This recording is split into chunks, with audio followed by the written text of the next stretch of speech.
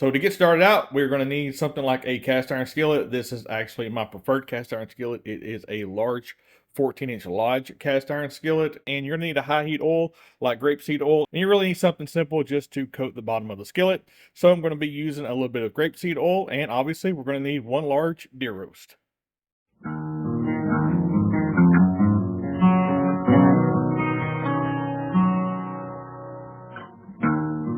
So I prefer to use one of the larger burners on my stove to go ahead and preheat my cast iron skillet. And I like the larger burner because since it is cast iron, it is going to require a lot of heat to get warm. Now we've taken our deer roast over to the sink and we actually just gave it a quick rinse, let it rest for a minute. We're going to go ahead and pat it dry. So you can see that our grapeseed oil has starting to get a good shimmer, and if you just place your hand over it, it's starting to get pretty warm, and this guy over here will not stop talking to me. So we're going to go ahead and put a sear on our venison roast real quick.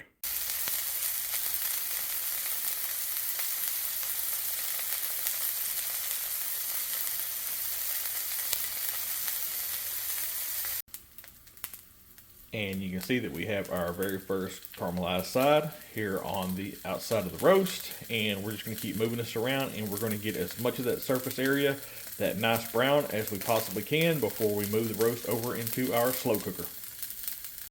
And what you're going to end up with will look something like that. And what I like to do is take one of these.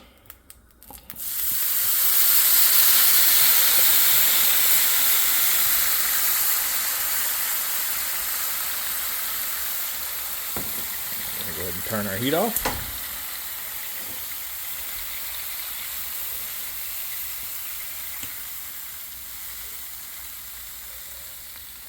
And we're just going to pour this over into our slow cooker. And now we've poured our hot liquid into the slow cooker with our venison roast. And so this is super simple. I just like to liberally pepper. And you can see that we have a fair amount of fresh cracked pepper. And then I just like to add seasoned salt. So we're just going to salt this up. And as you can see, the seasoning is pretty well covering that venison roast. And then to finish off, so I like to use filtered water. So I'm just going to use a Brita filter pitcher.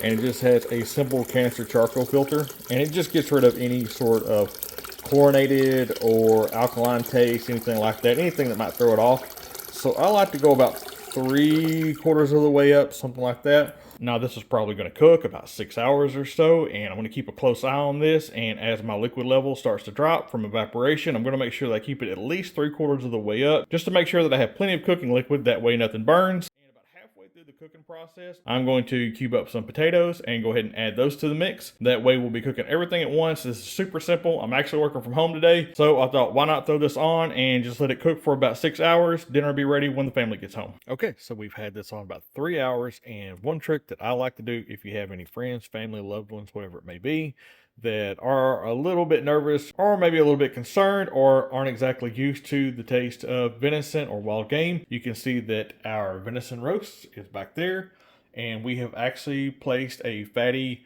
eye of round beef roast also in the crock pot with it. That will kind of help blend those flavors a little bit, and that will kind of dilute down some of that venison flavor for anyone that is a little concerned about that, and it'll kind of give them a good introduction without being overpowering as far as a flavor that they're not used to. And the next trick of the trade here is simple packet of brown gravy.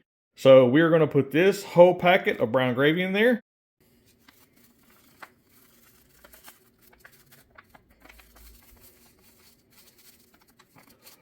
So I've got my potatoes all cubed up, and I'm just going to put them in the slow cooker and let the slow cooker do the rest of the work for about the next 2.5 to 3 hours. And there you go. Just placed our potatoes in the slow cooker, and that is why I said about 3/4 of the way or so up the side of your roast, because when you place the potatoes in, it will be fully submerged.